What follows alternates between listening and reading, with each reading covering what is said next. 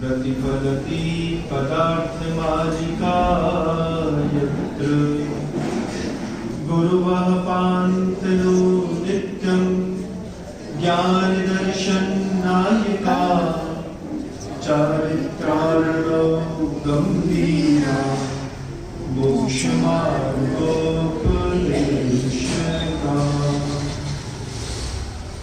अहिंसा परमो धर्म।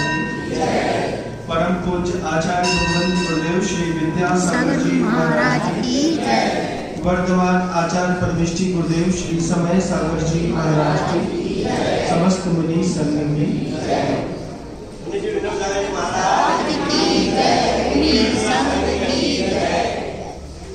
मंदिर के अंदर वो जो घंटी है ना, उसमें कपड़ा लगा दीजिए तो वो लोग बजाएंगे।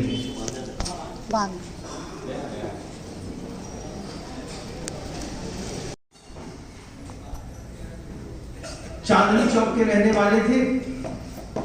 आप लोग भी दिल्ली गए होंगे, चांदनी चौक गए होंगे। नेवावर की बात है, मुझे 2015 की याद है आज भी। तो आचार्य भगवत ने सहज में पूछ लिया, कहाँ रहते हो? उन्होंने कह दिया, महाराज चांदनी चौक में, दिल्ली। आचार्य श्री जी कहते हैं, वहां तो और भी कुछ है ना। और जैसे गुरु जी ने कहा वहां और भी कुछ है, तो शावक पूछता है कि महाराज हम समझे नहीं। बोले वहां पर एक नमक हराम की हवेली भी है।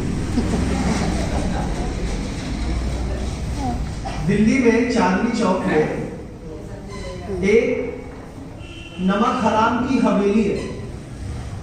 महाराजा यशवंतराव होलकर के एक सिपाही सलार थे, मंत्री थे, खत्री। उनका नाम था भवानी शंकर खत्री। तो भवानी शंकर खत्री ने 1803 में महाराजा यशवंतराव होलकर के साथ बेईमानी करके और अंग्रेजों का साथ दे दिया। अंग्रेजों ने भवानी शंकर खत्री को साथ में लेकर के और महाराजा यशवंतराव होलकर को जीत लिया। क्योंकि आचार्य भगवत कर्नाटक प्रांत के थे, महाराष्ट्र और कर्नाटक जुड़ा हुआ था, तो गुरुवर को साहित्य की जानकारी बड़ी गजब की थी। साहित्य की जानकारी बड़ी गजब की होने के कारण गुरुजी दिल्ली से आए एक व्यापारी जो चांदनी चौक से आया था, उससे कहते थे कि आपके चांदनी चौक में एक नमक हराम की हवेली है। उसने कहा, महाराज मैं जब खिड़की खोलता हूं तो नमक हराम की हवेली सामने दिखाई देती है। जब आचार्य श्री जी ने इस बात को कंफर्म कर लिया कि नमक हराम की हवेली चांदनी चौक दिल्ली में ही है, फिर आचार्य भगवंत ने मुस्कुरा करके सामने वाले से कहा, आप तो नमक हराम की हवेली में नहीं रहते। वो कहता है प्रेम से, महाराज विश्वास मानिए हम नमक हराम की हवेली में नहीं रहते। और थोड़ा सा एक श्लेषमय संवाद गुरु जी का उनके साथ हुआ और आचार्य भगवत धीरे से अंदर आ गए। वैयावृत्ति का समय गुरुवर का हो रहा था और हम लोग सभी लोग मिलकर के गुरु जी की वैयावृत्ति करने लगे। हम ही ने गुरु जी से पूछा, आचार्य श्री नमक हराम की हवेली क्या है? आचार्य श्री जी कहते हैं, दिल्ली में है एक हवेली, बहुत बड़ी है, उसमें बहुत सारे लोग अब रहने लगे। एक जमाने में महाराजा यशवंतराव होलकर की वो हवेली होती थी और भवानी शंकर खत्री ने यशवंतराव होलकर जी के साथ गद्दारी करी। अंग्रेजों ने गद्दारी का इनाम दिया था वो नमक हराम की हवेली। आज भी प्रसिद्ध है दिल्ली में नमक हराम की हवेली। जैसे ही आचार्य श्री जी तो सहज में बोल रहे थे, लेकिन मुझको बोलने का बहुत मौका मिल गया। मैं अपनी सोच में चाहता गया। अभी तक मैं सोचता रहा किसी के मकान का नाम कल्पवृक्ष होता है, किसी का बोधि वृक्ष होता है, किसी के नाम मकान का नाम जो है गुरु कृपा होती है, गुरु छाया होती है। लेकिन वो इंसान कैसा होगा जिसके मकान का नाम ही लोगों ने मिलकर के नमक हराम की हवेली रख दी? कितनी बदनामी हुई होगी उस भवानी शंकर खत्री की, कभी इतिहास से पूछिएगा। ऐसी नक्काशीदार हवेली है, अच्छी बड़ी हवेली है, खैरात में मिली, बिल्कुल खैरात में, जिसमें उसने कुछ भी नहीं किया, सिर्फ गद्दारी के कारण एक हवेली दान में मिल गई।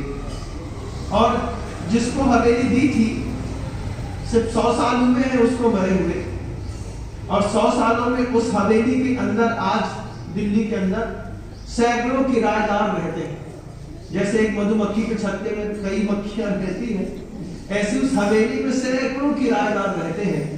वंशजों का अता पता नहीं है। गुरुवर ने बाहर ये संवाद किया था, अंदर आकर के गुरुजी एक कहानी सुना रहे थे।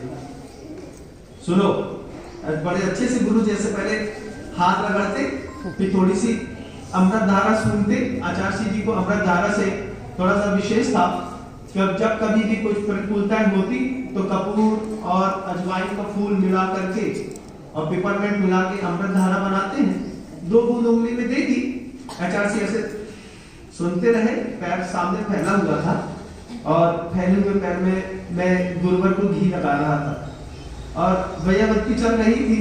इतने में गुरुजी बोलते हैं, मैं दक्षिण में था ना, तो वहां पर एक कहानी सुनाते थे।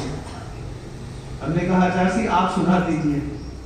सुन तो पहले, शांत तो रहता नहीं है, बीच में बोलता है। ऐसे जैसे मैंने बोला, अब मुझे तो पता ही नहीं था कि गुरुजी सुनाने के मूड में है, और आचार्य जी सुनाने के मूड में थे। हमने बीच में एक बात बोल दी, आप सुनाई दीजिए। आचार्य जी ने पंजा हाथ में मारा पैर का, बोले चुप तो रहे, कितना बोलता है। अब चुप हो गए। हमारे साथ और भी मुनिराज, वरिष्ठ मुनिराज के साथ में, फिर सब चुप हो गए। लेकिन गुरुवर जी मुस्कुरा रहे, बोलते थे हम दक्षिण में थे तो दूसरी क्लास में एक कहानी हमको हमारे शिक्षक सुनाते थे। आचार्य जी की प्राय करके जितनी भी कहानियां रही वो सब दूसरी क्लास की रही। आचार्य जी हम लोग ने पूछा एक बार गुरुजी से, गुरुजी ये दूसरी क्लास में कितना पढ़ लिया आपने? तो आचार्य जी कहते थे तुम लोगों का दिमाग ही नहीं है। हमने कहा क्यों? मैं जब कहता हूँ दूसरी क्लास में, इसका ये मतलब थोड़ी है कि क्लास दूसरी क्लास में कितनी क्लासें लगती हैं? एक क्लास तुम्हारे घर में लगती है, एक रोड में लगती है, एक पट्टी में लगती है, रात में बैठने के बाद एक मंदिर में क्लास लगती है। ऐसे जब मैं कहता हूँ कि दूसरी क्लास में, इसका ये मतलब थोड़ी है कि क्लास 2 में पढ़ दूसरी क्लास में, किसी दूसरी क्लास में। मित्र तो सबके रहते हैं ना। तो दक्षिण में गुरुवर बोलते हैं कि एक कहानी हमारे यहाँ हमको हमारी दूसरी क्लास में सुनाई थी। हम लोग ने पहले दोबारा कुछ नहीं बोला, मैंने कहा एक बार तो पंजे पढ़ गए हैं, दोबारा पढ़ेंगे, चुप रहो। सुनता रहा। गुरुवर कहते हैं एक किसान था, उसके पास बहुत सारी बैलगाड़ियां थी। उस बैलगाड़ी में अच्छे अच्छे बैल जोड़ दिए जाते थे। किसान धीरे धीरे धीरे धीरे बड़ा होते होते बड़ा व्यापारी बन गया। लेकिन किसान की बैल से और बैलगाड़ी से मोह नहीं छूटा। बैलगाड़ियों में सामान लादता, बैल लगाता और लेकर के चलता रहता। एक बैल ऐसा था उस किसान के पास, बहुत सुंदर, बहुत बड़ा, मस्त, मजबूत। लेकिन उस किसान ने उस बैल को कभी बैलगाड़ी में नहीं लगाया। हमेशा बैलगाड़ी चलती है ना, तो बैलगाड़ी के पीछे जो है बैल के गले की रस्सी जो है ना, बैलगाड़ी में ऐसी बांध देते हैं, तो धीरे धीरे बैलगाड़ी खिंचती है तो उसके पीछे पीछे बैल भी चलता रहता है। अच्छे मोटे मोटे बड़े उसको मोती की माला पहनाते। रोज सुबह सफेद वृषभ था, उसको एक लाल टीका वो किसान लगाता, उसको बढ़िया खुर में सरसों का तेल लगा करके खुर बिल्कुल काले कर देता, हाथ फेरता 15-20 मिनट तक, तो बैल बिल्कुल चकचकाता रहता, अच्छा खाने को मिलता उस बैल को अच्छा भोजन मिलता, अच्छी रहने की सुविधा मिलती, धूप छांव से बचा करके रखते। लेकिन उस बैल को कभी किसान ने बैलगाड़ी में नहीं लगाया। हम लोग बहुत गौर से सुन रहे थे, 500 बैलगाड़ी थी उस किसान के पास। कितनी? हमसे पूछते हैं गुरु जी, हमने जी 500। बोले हाँ 500 याद रखना। हमने कहा जी। गुरु जी बोलते 500 बैलगाड़ी थी उसके पास। हर बैलगाड़ी के लिए 2-2 बैल, तो कितने बैल हो गए? 1000 बैल हो गए। उस 1000 बैल के ऊपर था उस किसान का इस बैल से प्रेम। खूब सजाता संवारता, अच्छा तैयार करता, सींगे थी, सींगों में बढ़िया काली काली काली लगा देता, कोयले की तेल लगा करके, तो अच्छे काले काले सींग दिखते, अच्छा सफेद शरीर दिखता, अच्छा ऊंचा बैल। और बैलगाड़ी में पीछे बांध तो देता, बैलगाड़ी में वजन ढोने के लिए नहीं लगा, साथ में लेके चलता हमेशा। किसान को उस बैल पे बहुत विश्वास था। एक बार ऐसा हुआ कि बारिश के दिनों में मार्ग में रात्रि के समय कीचड़ में बैलगाड़ियां फंस गई। जितने बैल थे उन्होंने मेहनत करी, निकालने की कोशिश करी, निकाल नहीं पाए। फिर दूसरे बैल ने मेहनत करी, निकाल नहीं पाए। किसान को जिस बैल के ऊपर खूब विश्वास था, किसान ने अंत में उस बैल को बैलगाड़ी में लगाया। जैसे ही बैलगाड़ी में उस बैल को किसान ने लगाया, वो बैल सोचता है आज तक इसने मेरा पोषण किया है, आज तक इस मालिक ने हमको जान से ज्यादा प्यार किया है, जिसने मुझे जान से ज्यादा प्यार किया है, जिसने मुझे आज तक पोषण किया है, आज उसके कर्जा चुकाने का मौका है, इसका कर्जा चुकाऊंगा। और किसान के मोह में और अपने कर्जे को चुकाने के भाव के साथ उस अकेले बैल ने कीचड़ से 500 बैलगाड़ियां निकाली। इतनी ताकत लगाता, एक एक बैलगाड़ी को बाहर निकालता रहता। अच्छे रास्ते में चलने के बाद तो हर इंसान चल लेता है। कीचड़ से धसी बैलगाड़ी को निकालने की भरी बैलगाड़ी कीचड़ में धसी है, उसको निकालना है।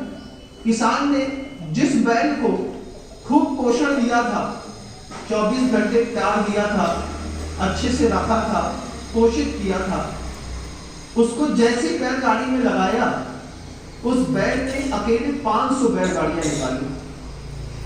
और 500 बैलगाड़ी निकालने के बाद वो बैल थक करके जमीन पर गिर पड़ा। जैसे वो जमीन पर गिरा, बैल अंतिम समय तक ताकत लगाता रहा। 500 बैलगाड़ी निकालने के बाद जब चकनाचूर होकर के बैल धरती पर गिरा तो फिर नहीं उठा। उस किसान ने उस बैल को बहुत प्यार किया। प्यार करने के बाद गांव से वैद्य बुलवाए, वैद्य बुलवा करके इलाज के लिए देखा तो उसने देखा, वैद्य कहते थे कि इसने इतनी मेहनत करी है, इतनी मेहनत करी है इस बैल ने कि इसके अंदर की एक एक नस खिंचाव के कारण टूट गई। इसके पैर की पूरी शक्ति, जब आप कभी कोई चीज खींचते हैं तो आपको पता चलता है कि पैर को, घुटने को कितना मजबूती के साथ पकड़ना पड़ता है। बोले इस पैर की पूरी शक्ति इसने 500 बैलगाड़ी निकालने में खर्च कर दी है, अब ये जीवन में कभी उठ नहीं पाएगा। किसान को बहुत बुरा लगा, इतना बुरा लगा कि जिस बैल को मैं हमेशा पोषण करता था, जान से ज्यादा प्यार करता था, चाहता था, वो बैल अब उठ नहीं पाएगा। इतनी ताकत लगा दी उस बैल ने अपनी 500 बैलगाड़ी निकालने में कि अंदर की एक एक शिराएं, पूरी की पूरी शिराएं बिल्कुल टूट गई, पीला पड़ गया। पूरा का पूरा बैल, सफेद दिखने वाला बैल पीला पड़ गया। और वैद्य कहते हैं कि अब ये कभी उठ नहीं पाएगा। फिर क्या करें? किसान को अपना काम करना था, किसान ने गांव के मुखिया को बुला करके और गांव वालों को बुला करके 1000 सोने की मोहरें दी। 1000 सोने की मोहरें देकर के वो किसान गांव के मुखिया और गांव वालों से कहता है, ये बैल मुझे जान से ज्यादा प्यारा था, आज इस बैल ने मेरी 500 बैलगाड़ियां पार कराई है, लेकिन ये टूट करके नीचे बैठ गया है, मैं यहां रुक नहीं पाऊंगा, इसको बैलगाड़ी में लेकर के साथ में जाऊंगा तो बैलगाड़ी में बैठने पर भी इसके शरीर में बहुत दर्द होगा, आंख से आंसू गिरेंगे, मैं उसके दर्द को देख नहीं पाऊंगा। ये जो कटम की मशीन की आवाज आ रही है, जाकर के बोलो आधे घंटे के लिए बस बंद कर दो, कहीं बंद नहीं है।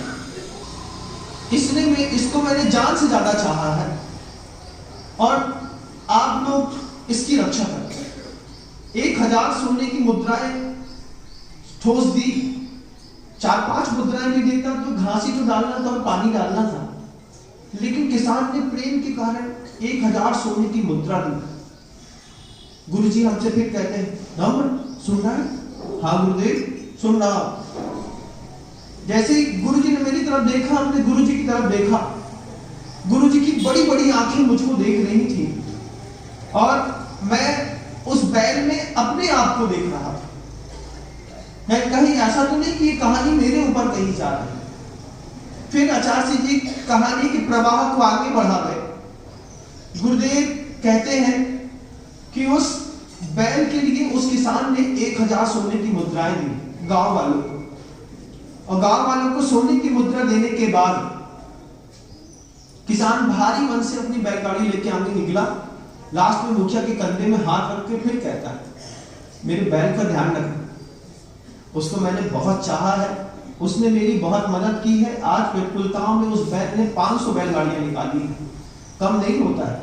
इसको समय पर हरी हरी घास दे देना, सानी भूसा दे देना, अच्छा ठंडा इसको पानी दे देना।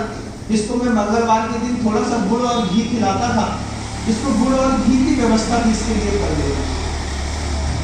जब ऐसी बात उस किसान ने गांव के मुखिया और गांव वालों से कही तो हर गांव वाले ने ऐसा भरोसा दिलाया, आप चिंता नहीं करो, इस बैल को हम पालेंगे, इस बैल को हम पालेंगे, इस बैल को हम पालेंगे। हर इंसान ने विश्वास दिलाया।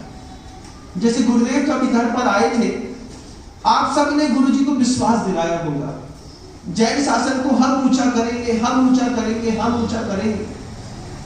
जैन कॉलोनी में मुझे याद है, यहां पर सिर्फ चौके वालों की ऐसी लाइनें लगती थी। आपने उस किसान को विश्वास दिलाया होगा, जैन शासन की रक्षा हम करेंगे, हम करेंगे, हम करेंगे। कितने नारे लगाए होंगे, कितना गुरुजी के पास आकर के आपने अपना अहोभाव रखा होगा, उसी अहोभाव में जीने की कोशिश करिए। वो किसान से गांव वाले बोलते हैं, हम पालेंगे आपके बैल को, आप चिंता नहीं करना, आप तो जाओ। और वो किसान भारी मन से 500 बैलगाड़ियां लेकर के आगे निकल गया। कुछ दिन तक तो मुखिया ने और गांव वालों ने हरी हरी घास उस बैल को दी, उसके बाद पानी दिया, और जैसे ही लगा कि किसान अब 100 योजन दूर चला गया है, अब लौट के नहीं आने वाला है, हर इंसान ने अपना रंग बदला। 1000 सोने की मुद्राएं ली, सोने की मुद्राएं आपस में मुखिया ने बांट ली, और जब पूरे गांव के लोग आश्वस्त हो गए कि अब वो किसान लौट करके इस बैल को नहीं देखेगा, क्योंकि गांव वालों का बैल के प्रति तो कोई प्रेम था ही नहीं, तो गांव वालों ने इस बैल की उपेक्षा करना शुरू कर। जैसे जैसे उपेक्षा होती गई, बैल सूखता चला गया। एक ही जगह बैठा था वो बैल, बैठे बैठे उसकी कमर की, पीठ की पूरी चमड़ी गल करके जमीन में चिपक गई। उसमें धीरे धीरे कीड़े पड़ने लगे, ना उसको पानी मिलता, ना उसको हरा चारा मिलता, तेज धूप भी उसके शरीर पर पड़ती तो कोई उस पर छाया नहीं करता। पूरे गांव के लोगों ने उसके नाम की रकम उठाई, पूरे गांव के लोगों ने उस बैल को जीवित रखने का, उसकी सेवा करने का आश्वासन उस किसान को दिया था, और गांव का एक एक इंसान मुकर गया। किसी ने उसको पानी नहीं दिया, किसी ने उसको हरी घास नहीं दी, उसकी चमड़ी को किसी ने सहलाया तक नहीं। वो बैल अकाम निर्जरा करता रहा। जब आप कुछ चाहते हैं और आपको वो चीज नहीं मिलती और आप उसकी उपेक्षा में कुछ तप इत्यादि जीवन में कर जाते हैं, इसको आगम ग्रंथों में अकाम निर्जरा कहा। चाहते तो नहीं है लेकिन करनी पर नहीं है। उस अकाम निर्जरा को करते करते करते वो बैल मर करके व्यंतर बन गया। ऐसा होता है जब कोई कमजोर बद्दुआ देता है, उसकी बद्दुआ बहुत तेज लगती है। और ये बात भी ध्यान रखिएगा, कमजोर की बद्दुआएं तो बहुत तेज लगती ही है, उस कमजोर के मरने के बाद भी बद्दुआएं बहुत लंबा जीवन जीती है। ऐसा नहीं कि तुम्हारी जिंदगी में किसी को तुमने सताया होगा, वो व्यक्ति आज दुनिया छोड़ के चला गया, चले जाने के बाद भी आदमी की उम्र से उसकी बद्दुआओं की उम्र की तुलना मत करना। आदमी की उम्र 150 साल की, बद्दुआओं की बहुत लंबी उम्र होती है। उस पूरे बैल ने ऐसी बद्दुआ दी पूरे गांव को, और मर करके फिर प्रचंड व्यंतर बना, और व्यंतर बन करके एक एक इंसान से बदला लिया। जैसे द्वैपायन मुनि को देखा था ना कभी, अंतिम समय तक समता के साथ सहा द्वैपायन मुनि ने, फिर मर करके प्रचंड व्यंतर बने, और फिर अग्नि कुमार देव बन करके पूरी की पूरी द्वारिका 12 योजन की खाक कर दी ना। दुर्बल हो गए थे द्वैपायन में, दुर्बल हो गया था वो बैल, और अंदर ही अंदर घुटता, कसमसाता, संक्लेश करता और सोचता कि मेरा मालिक तो कितना अच्छा था, मेरे मालिक ने इन लोगों को 1000 सोने की मुद्रा दी थी, हर घर में एक एक मुद्रा गई है, और किसी भी व्यक्ति ने चारा नहीं डाला, किसी भी व्यक्ति ने मुझे पानी नहीं दिया। संक्लेश परिणाम के साथ मर करके प्रचंड व्यंतर बना, और जिन जिन घरों के अंदर मुद्रा गई थी, हर एक इंसान को उसने सताया, कोई रोक नहीं पाया उसको। क्यों? क्योंकि अब जब तक तुम्हारे हाथ में आंख के सामने वो बैल था, तब तक तुम उससे ब्लेसिंग्स ले सकते थे, उसकी दुआएं ले सकते थे। लेकिन जब प्रतिकूल परिस्थितियों में वो बैल पड़ गया, फिर उसकी बद्दुआएं ही काम कर गई, और घर घर में बीमारी फैलने लगी। एपिडेमिक फैलती है ना, जब महामारी फैलती है तो ऐसी फैलती है। उस पर उस पूरे के पूरे उस बैल ने जो व्यंतर बन गया था, गांव के एक एक व्यक्ति को चुन करके परेशान किया, और जब चुन चुन करके परेशान किया तो गांव के लोग गांव छोड़ करके भागने लगे। भाग करके दूसरे गांव में जब जाकर के रहने लगे अपने रिश्तेदारों के यहाँ, तो रिश्तेदार सोचते कि भैया उसको तो व्यंतर लगा हुआ है, अगर यहाँ आ गए तो वो व्यंतर हमको भी परेशान करे। इस कारण रिश्तेदारों ने अपने रिश्तेदारों को भी अपने घर में नहीं रखा। ये कहानी गुरुजी ने हम लोगों को कमरे के अंदर सुनाई थी। हम लोग इतने सीरियस थे इस कहानी को सुनते वक्त। फिर गुरुजी कहते हैं कि पंच परमेष्टि और पंच स्थावर, दो चीजें ध्यान रखना। कौन कौन? पंच परमेष्टि और पंच स्थावर, इन दोनों के साथ कभी नमक हरामी मत करना। पृथ्वी, जल, अग्नि, वायु और वनस्पति, ये पंच स्थावर कहलाते हैं। स्था धातु रुकने के अर्थ में होती है, ये चल नहीं सकते, पृथ्वी चल नहीं सकती। पृथ्वी, जल, अग्नि, वायु, वनस्पति, पंच स्थावर, और गुरुजी कहते हैं पंच परमेष्टि, अरिहंत, सिद्ध, आचार, उपाध्याय और साधु।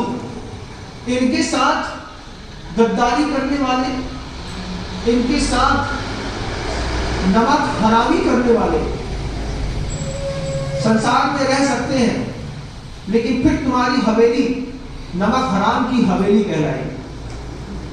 तुम फिर बड़े बड़े महलों में भी रह रहे होगे, लेकिन तुम नमक हराम की हवेली के रहने वाले माने जाओगे, उस भवानी सिंह खत्री के जैसे कि जो महाराजा यशवंत राव होलकर के साथ गद्दारी कर लिया और तुम जिनेंद्र भगवान के साथ गद्दारी कर रहे हैं। महाराज, हमने कोई गद्दारी नहीं करी, जिसने गद्दारी करी उसके लिए कह रहा हूं। जो ईमानदार है वो तो मेरे कमरे में आते हैं और कहते हैं इस बात को, जैसे आज नितेश, प्रियंका, ध्रुव का परिवार हमारे बीच में आया, हमारे कमरे में आकर के हमसे कहा कि तीर्थंकर के इस महान शासन के लिए बताइए ना गुरुदेव, हम क्या कर सकते हैं, मैं कैसे तीर्थंकर का सहयात्री बन सकता हूं। उनके शब्द सुनकर के मुझे इतना अच्छा लगा। उन्होंने कहा मुझे तीर्थंकर का सहयात्री बनना है, उसके लिए मैं क्या कर सकता हूं, मेरे योग जो है आप बता दीजिए।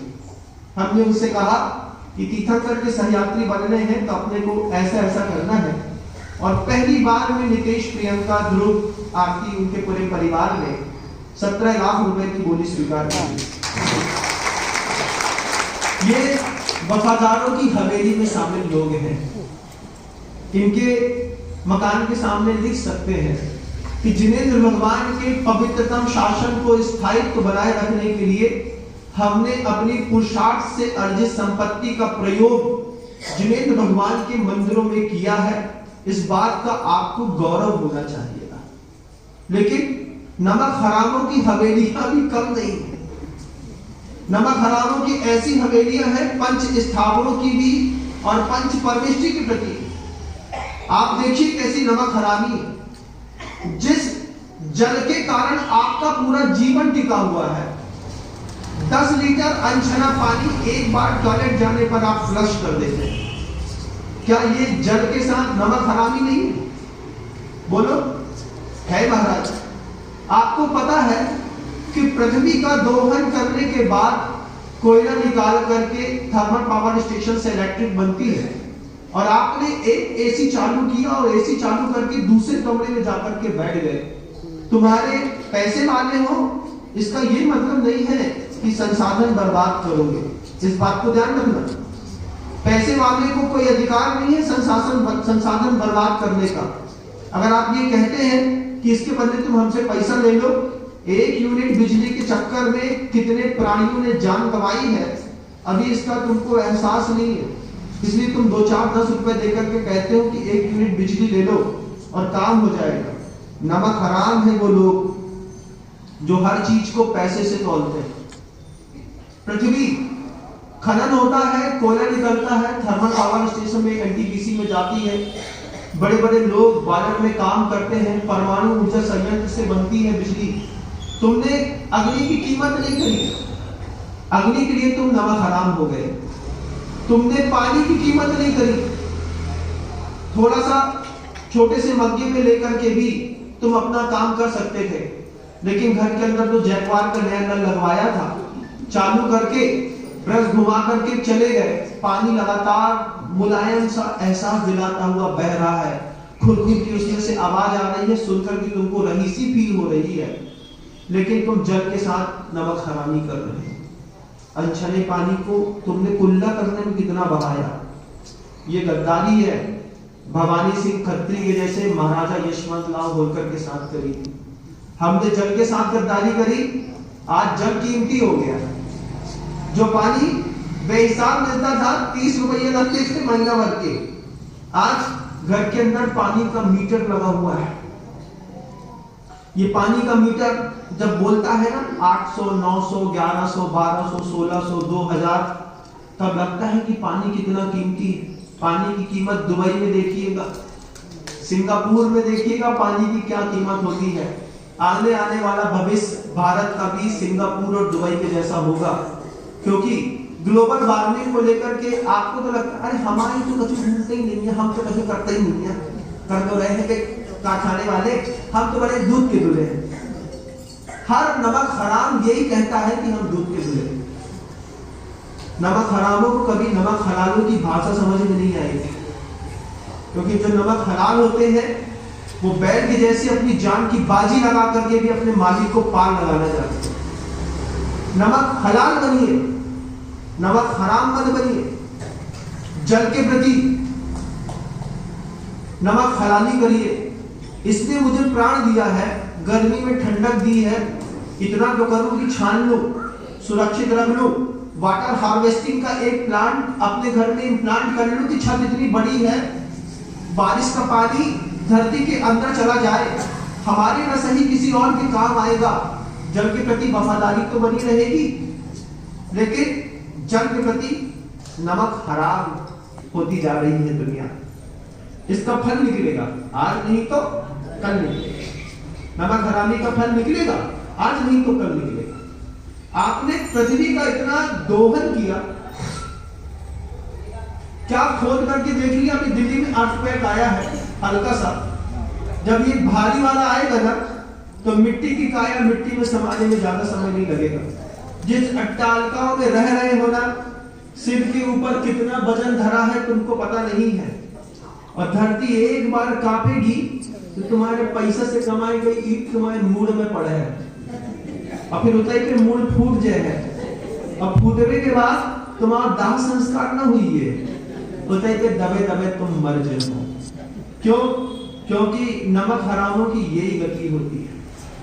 प्रकृति के साथ नमक हरामी, जल के साथ नमक हरामी, अग्नि के साथ भी नमक हरामी। इलेक्ट्रिक चालू करके चले गए, घर से बाहर चले गए, लाट साहब हैं, बड़े पैसे वाले हैं, तो बड़ी गाड़ी में एसी चालू करके सो रहे हैं।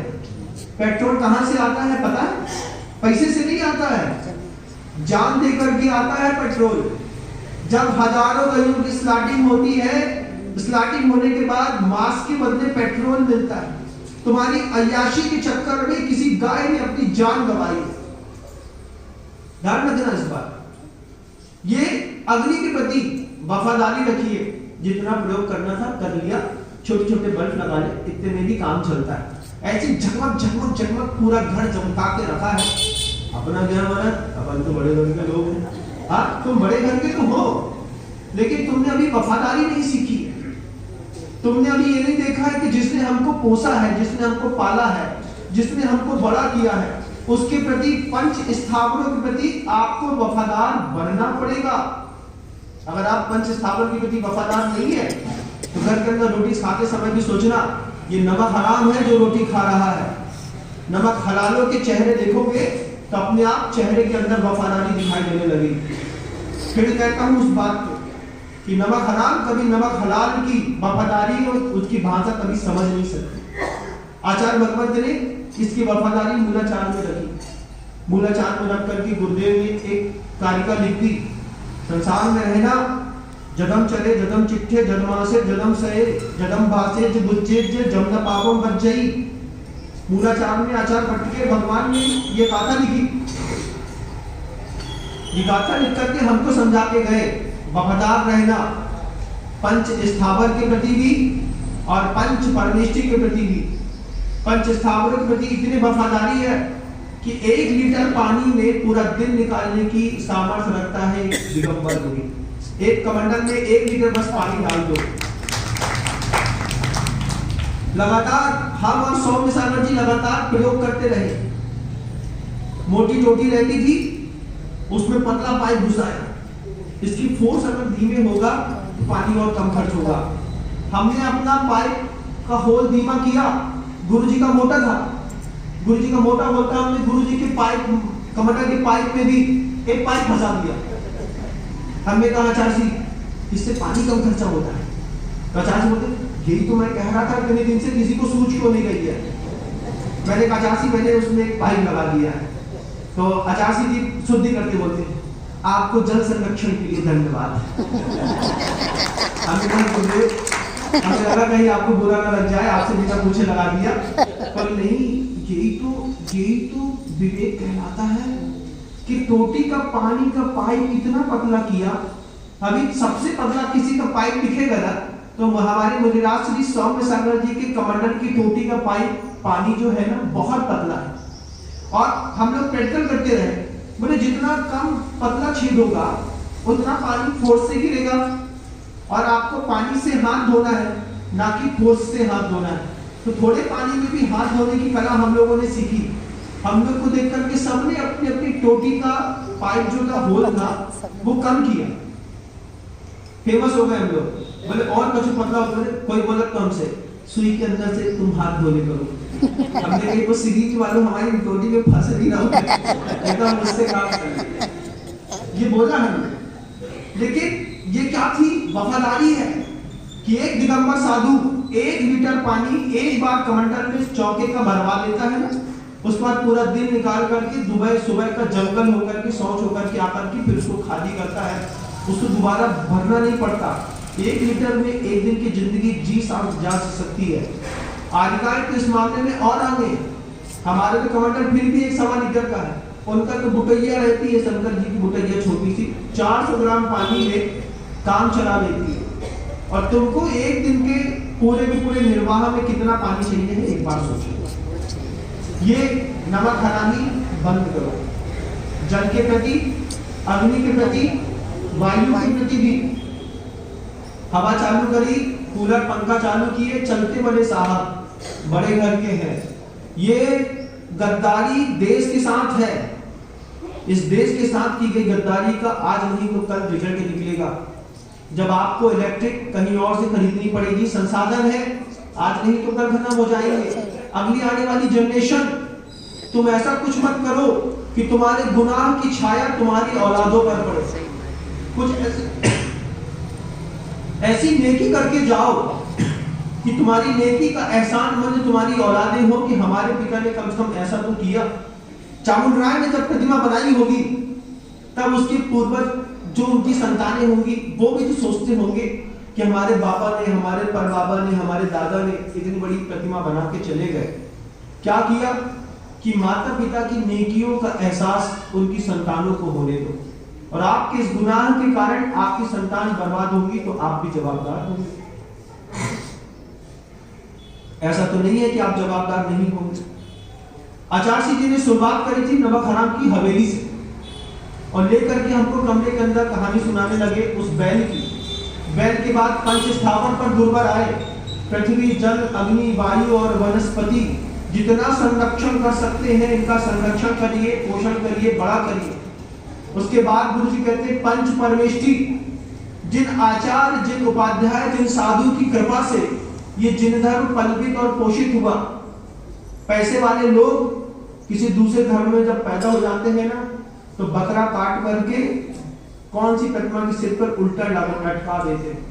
तुम्हारी किस्मत तेज थी, तुम्हारे जैसा परमात्मा पूरी विश्व में कहीं किसी को नहीं मिलेगा। तुम्हारे जैसा तुमको परमात्मा मिला है ना, ऐसा परमात्मा पूरी दुनिया में किसी को नहीं मिलेगा कि जो पापी के ऊपर भी करुणा करना जानता हो।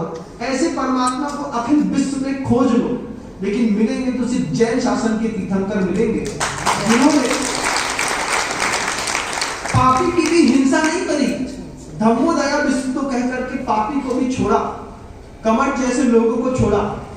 ऐसे पवित्रतम जिन शासन में आकर के अरिहंत के प्रति नमक हरामी करना सीखो, नमक हरामी नहीं। अरिहंत के प्रति, सिद्ध के प्रति, आचार परमेश्वर के प्रति नमक हलाली करना सीखो।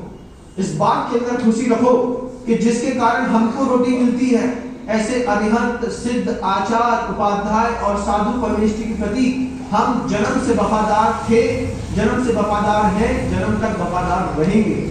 ये वफादारी की कहानियां मन के अंदर रखिएगा बैठा कर। आचार परमेष्टि के प्रति वफादार बनना सीखो।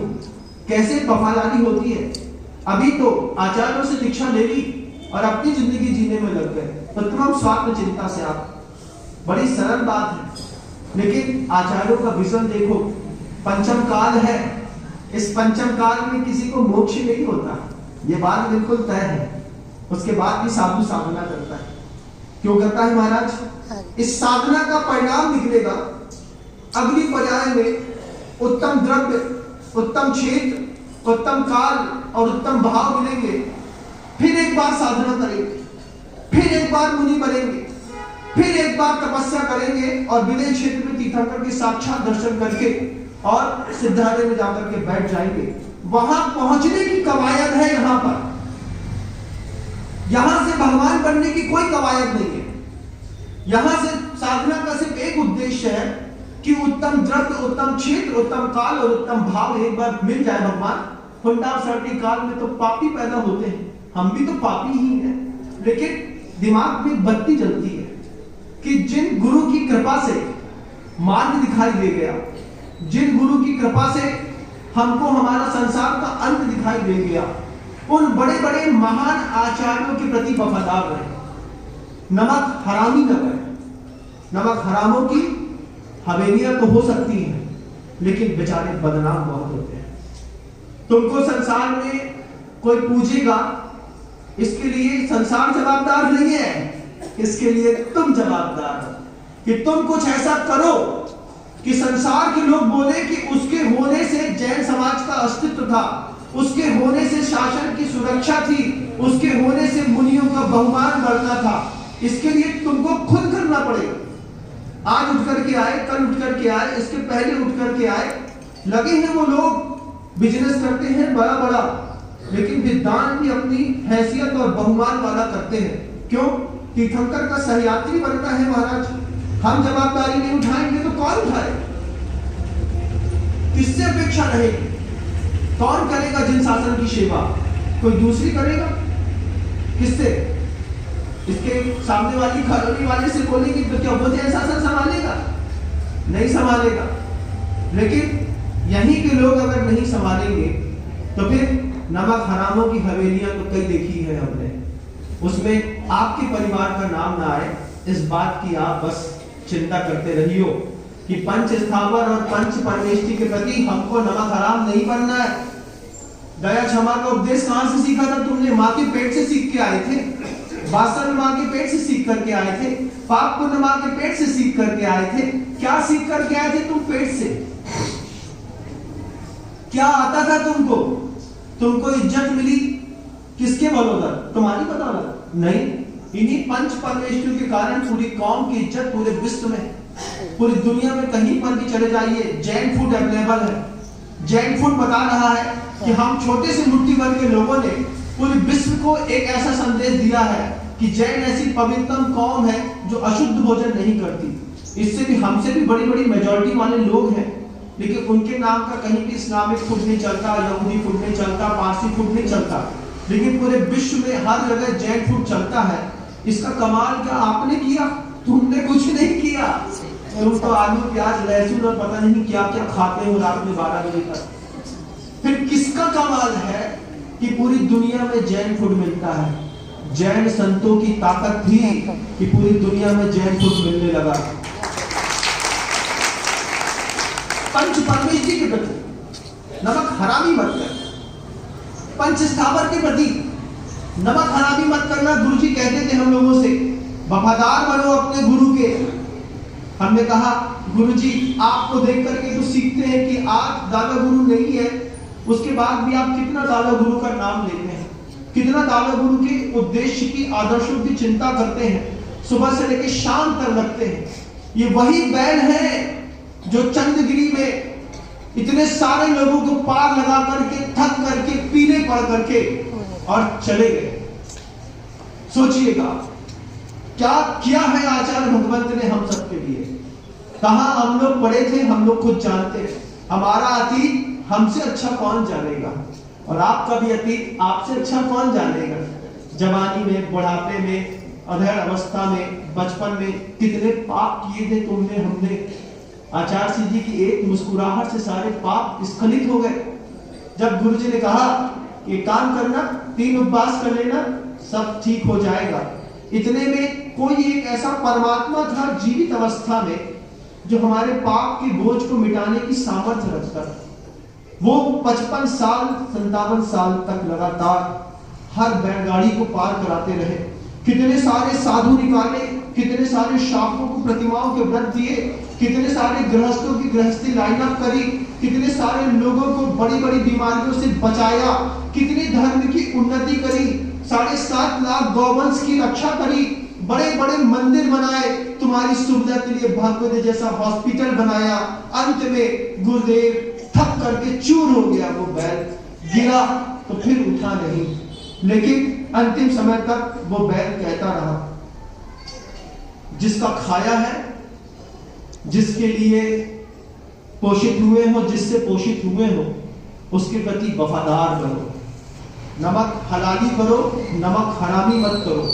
महल तो तुम्हारे बने मिलेंगे, लेकिन इस प्रवचन को सुनने के बाद पूरी दुनिया आपको एक अलग नजर से देखेगी, और आप भी इस प्रवचन को सुनने के बाद अपने आप को एक अलग नजरिए से देखना कि मुझे जिन शासन का नमक हराम बनना है कि नहीं बनना है। जिन शासन का नमक हराम नहीं बनना। तुम्हारे घर के अंदर जितनी भी अनुकूलताएं हैं, ये जिनेन्द्र प्रभु की, अरहत सिद्ध आचार्य उपाध्याय परमेश्वर की और तीर्थंकरों की, कि जिनके सहयात्री बनने का आपके पास भी सौभाग्य है। संपत्तियां सबके घरों में है, और मंदिर जब जिस पर आचार्य भगवान गुरुदेव श्री विद्यासागर जी महाराज जी ने आशीर्वाद दिया है, आप ये भी नहीं समझना कि वो मंदिर अधूरा रहेगा कि नहीं बन पाएगा। वो मंदिर तो पूरा बन के रहेगा, क्योंकि अंगद के पैर के जैसा मेरा हाथ लगा है उसमें। गुरुजी हमेशा कहते थे कि गृहस्थों को साधु उनके पुण्य से मिलता है। हम आपको मिले हैं, कैसे मिले हैं? पुण्य से मिले हैं। तुम्हारे पुण्य से गृहस्थों को साधु पुण्य से मिलता है, लेकिन गृहस्थों से साधु को पुरुषार्थ करने पर मिलता है। जब तक हम पुरुषार्थ नहीं करेंगे, तब तक नहीं देने पर ही जैन शासन की उस क्रियात्मक धर्म की स्थितियां बिगड़ती, व्यवहार बिगड़ता है। उस व्यवहार की सुरक्षा करना भी बहुत जरूरी रहता है। आपकी ताकत, जब भी किसी साधु को कुछ भी दुनिया में मिला है, घर में बैठे बैठे हमको कभी कुछ नहीं मिला। हमने मेहनत करी है, पुरुषार्थ के बल पर ही जैन साधु का भूख मिटी। हमेशा पुरुषार्थ किया तब जाकर मिला। तुम्हें जो भी मिला पुण्य से मिला, हमको जो भी मिलता है पुरुषार्थ से मिलता है। करते हैं, लगातार पुरुषार्थ करते हैं। ऐसा नहीं कि रुक जाएंगे, रुकेंगे भी नहीं, कोई हमको रोक सकता भी नहीं, क्योंकि हम वो बैल हैं कि हमारे मालिक ने हमको 20 साल तक पोसा है। आज मालिक ने कहा नहीं है, मालिक ने सिर्फ इशारे से आंख में देखा था डाल करके। गुरुजी ने कभी नहीं कहा कि ये बड़े बड़े काम विनम्र सागर तुम्हें संभालना है। एक कंधे पे जवाबदारी तो उस बैल ने खुद ले ली है। वो एक बैल देखा होगा ना, बैलगाड़ी के सामने खड़ा था, खुद ही सींग फंसाता है बैलगाड़ी में, खुद ही सींग फंसा करके हिला करके उसके जुए को अपने कंधे पर लगता है और अपने मालिक की बैलगाड़ी लेकर के चल पड़ता है। हम उस तरीके के बैल हैं कि हमको किसी ने कहा नहीं कि तुम्हें ये करना है। हमसे तो कहा था जाकर के चातुर्मास बस करना है। जैसे दुनिया भर के चातुर्मास होते हैं, ऐसे चातुर्मास मेरा भी हो सकता था, लेकिन हम वो बैल निकले हैं अपने आप कि हमने खुद अपनी सींग से वो तुम्हारी बैलगाड़ी अपने कंधे पर फंसाई है, और हम अकेले दम पे इतना विश्वास रखते हैं कि ये बैलगाड़ी अपने मालिक के मकान तक पहुंचा करके हम खड़ी कर देंगे। समर्थन करिएगा, साथ दीजिएगा हमारा, आप सबसे अपेक्षा है, क्योंकि